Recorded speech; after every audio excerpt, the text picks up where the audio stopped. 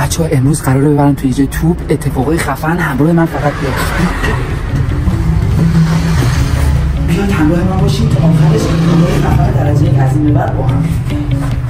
عزیز سلام. امروز اومدیم خدمت یکی از دوستای تافتینگکار درجه یکمون که یه کارگاه درجه یک برای خودشون درست کردن، کنار دوستاشون مشغول کار هنری و زیبای تافتینگ هستن.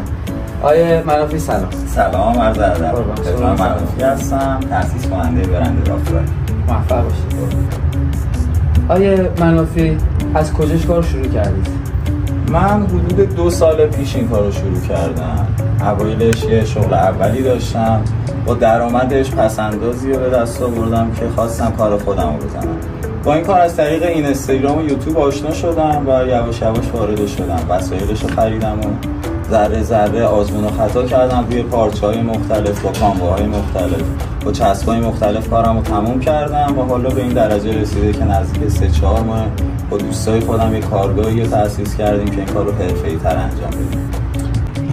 منافی چجوری با تهیه وسیله‌ها چجوری آشنا شدید؟ چون تو مرکزیم حسن آباد خیلی از جنسا رو میتونید تهیه کنید، ولی چون کار تازه‌ایه رجوع کردم به سایتایی که توی اینترنت اولین سرچ هم اومده مثل شیان بود.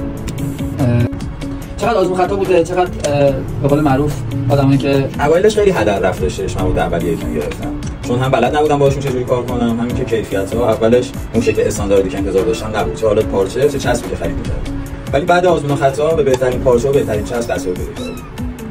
این سوالات درگیر ذهنی که دوستای هنرمند تافتینگ ما دارن فروش کار هست. می‌خوام از آخر شما شروع کنید. چه جوری محصولات رو فروش می‌کنید؟ من اوایل این کارو به آشناهای خودم، دوستای خودم، فامیلا فروختم. ولی الان دیگه این کار یواش یواش داره شناخته میشه.